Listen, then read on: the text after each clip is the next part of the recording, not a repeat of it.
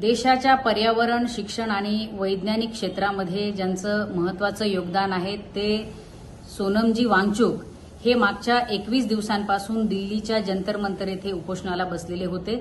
या 21 दिवसांमध्ये सरकारच्या वतीने एकाही प्रतिनिधीने त्यांच्याशी येऊन चर्चा केली नाही, आंदोलन स्थळाला भेट दिली नाही आणि हायकोर्टाच्या निकालाचा दाखला देत आज अचानक सोनमजी वांगचुक यांना प्रचंड पोलीस बंदोबस्तामध्ये रुग्णालयात दाखल करण्यात आले।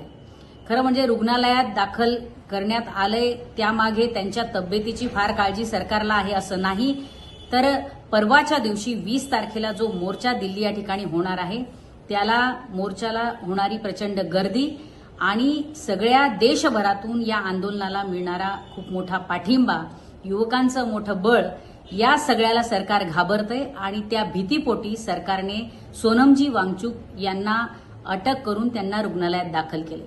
खरं म्हणजे ही लोकशाहीची हत्या आहे, ही गळचेपी आहे, कारण प्रत्येकाला आंदोलन करण्याचा अधिकार आहे।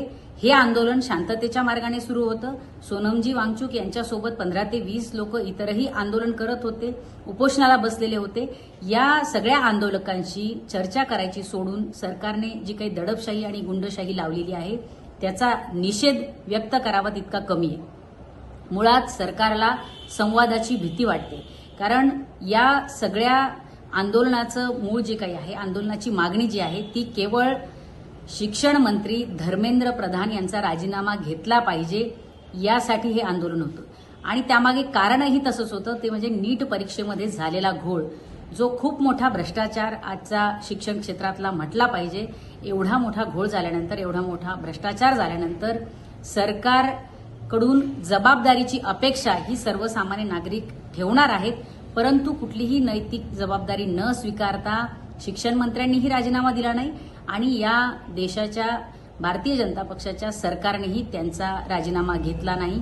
गेंड्याची कातडी असलेली ही सगळी लोक आहेत, त्यांना कोणाच्याही जीवाशी काहीही घेणं देणं नाही।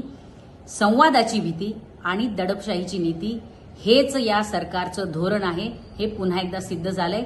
परंतु सोनमजी वांगचुक यांना अटक करून, यांना रुग्णालयात दाखल करून हा लढा संपेल किंवा हे आंदोलन संपेल अशी जर सरकार चूक करत असेल तर त्यांनी लक्षात ठेवावं की हा लढा यापुढच्या काळामध्ये अधिक तीव्र होत जाईल।